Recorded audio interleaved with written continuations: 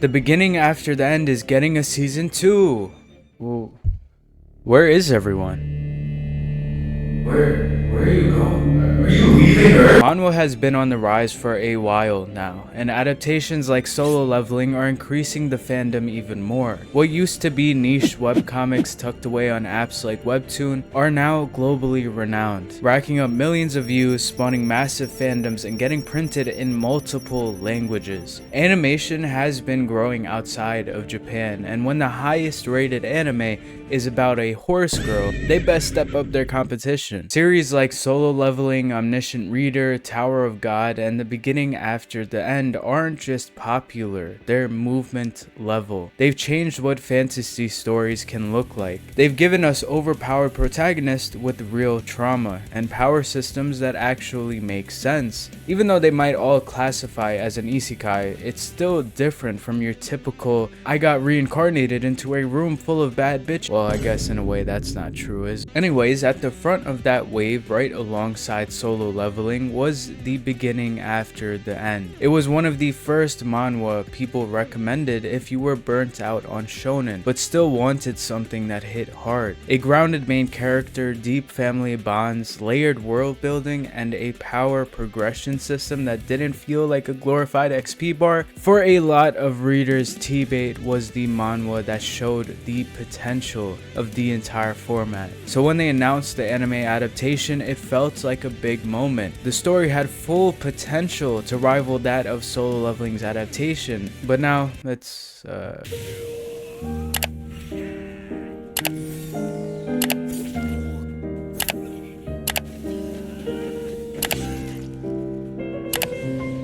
You know, people complained about Blue Lock, but they had their moments. Shit, as much of a PowerPoint as it was still pretty hype and had some fire scenes. But TBATE, I mean, what is this? You got videos comparing PowerPoint transitions to the anime, comments amazed and given hope that they can start their own anime studio. For the first time, a manhwa is more animated than the anime adaptation itself. I mean, this anime is revolutionary for all the wrong reasons. Now, the question on everyone's mind is, who do we thank for this masterpiece? Well, apparently the authors are asking the same question. The studio's most known work is Adaptation, and they got an average mouse score of 6.5. Even my most down bad friend has higher standards than the author of this work. And look, I don't want even more people trying to go out there and hate on the author. He's got to watch this adaptation too. I mean, that's punishment enough. But seriously, whoever was in charge of choosing the studio, whether it was Turtle Me or the production committee, they chose to not research the studio actually adapting it, and the studio itself spent less time and effort than TikTokers. Like, no joke, I've seen fan edits on TikTok with more energy than the show.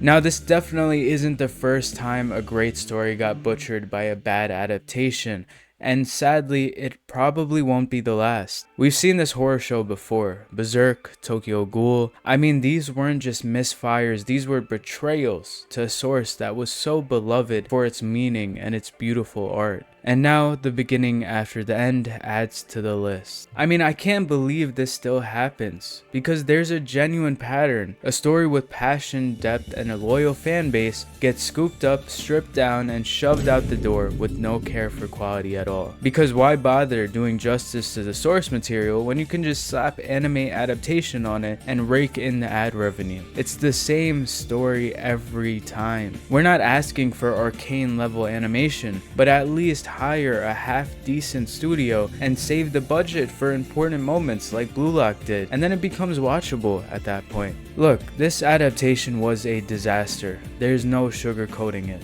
It failed the fans, it failed the source material, and it failed Arthur. But if there's any silver lining to this mess, it's this. It proves that The Beginning After the End is yet another work that deserved better, and is yet another lesson for future studios. Despite the animation, the budget, and the studio's refusal to animate, the core of the story still shines through, which is not because of the anime, but in spite of it. And maybe Just maybe this failure becomes a wake-up call. Maybe it makes studios realize that fans do notice. We're not just hype machines clicking next episode out of habit. We actually care when a story that means something to us gets turned into a lifeless cash grab, which ironically doesn't even generate as much cash as it could have. It's honestly wild that Solo Leveling and The Beginning After the End dropped at around the same time, because watching them side by side feels like watching two alternate realities. Solo Leveling took its already popular source material and somehow made it better. This anime didn't just adapt the webtoon, it elevated it. The animation was crisp, the direction was cinematic, the soundtrack was god tier. They restructured the pacing, fleshed out emotional beats. They even turned Jin-woo from a cool edgy guy into someone you could actually relate to.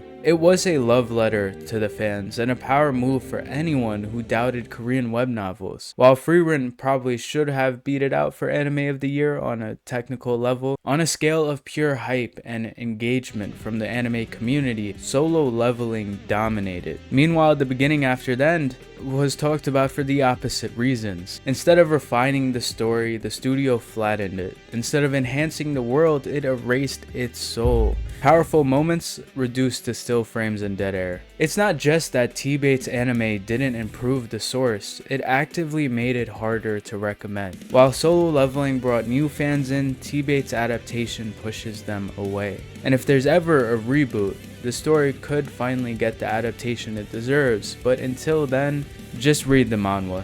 I mean, support the good original story. And remember, just because the anime dropped the ball doesn't mean the story is not worth picking back up. So you see, why I haven't uploaded in 3 weeks is actually I got shot in the face. That's what that scar. Yeah, I'm not fooling anybody. Spam L YouTuber, because I almost forgot that we hit 2.6k subscribers. And we hit it while I was on a slight hiatus 3 weeks away. So I really want to thank you guys for that. I still remember the day I was whispering into the mic. And recently finished Final Fantasy VII. And I had no idea how good these games were, honestly. This was the first time I thought, oh, brother, this guy stinks! we've come a long way, and we've got a long way to go. I did get a scar on my face, though. Hopefully it goes away, because I was in North Carolina. I went to a shooting range there. I was doing stuff there, and I didn't plan ahead to schedule a video, so that's why it's been 3 weeks. But going forward, I will plan ahead. I will upload. Moral of the story, this YouTube channel will exist. Yeah, if you're new here, I'm sorry this is your first impression of me, but I make these outros in person just to get to know you guys. You guys could know me on a more personal level and to update you on some stuff. So honestly, I haven't been watching too much outside of One Piece. Like, One Piece's current arc is amazing. Yeah, aside from that, like, this season has been pretty dry. Like, honestly, looking at Mal and seeing the highest rated thing was the Horse Girl show. I don't know, that was just like maybe the show is actually good, but that premise is so out there. It's just like, you know, we didn't have anything else. Of course, To Be Hero, which I made the video on, is there. But yeah, anime hasn't been that promising recently, so I'm hoping the next season kind of improves on that. I also usually talk about the TV shows and the movies I've watched recently. I haven't really watched either. Did hear that apparently the live action How to Train Your Dragon is good, and that kind of makes sense. It looked like it was pretty good quality, and that story is pretty hard to fumble, and I think they just followed it exactly. So yeah, I haven't watched anything really other than that. So if you guys have any recommendations, you know, anything you want me to make a video on, anything you want me to just check out, please leave it down below. Other than that, you know, feel free to comment whatever. I always respond pretty much to everything. So yeah, I hope you guys enjoyed the video, and I might see you in the next one.